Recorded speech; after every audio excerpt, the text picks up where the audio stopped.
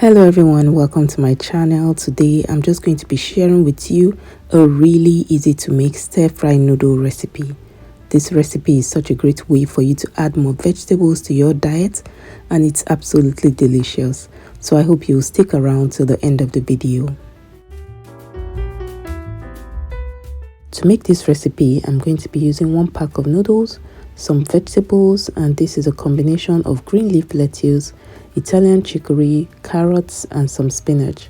I also have some chopped sausages, some minced ginger, some onion slices, about a tablespoon of butter, some vegetable oil, some salt, and for my spices, I'm going to be using some black pepper, garlic powder, onion powder, and some dried parsley.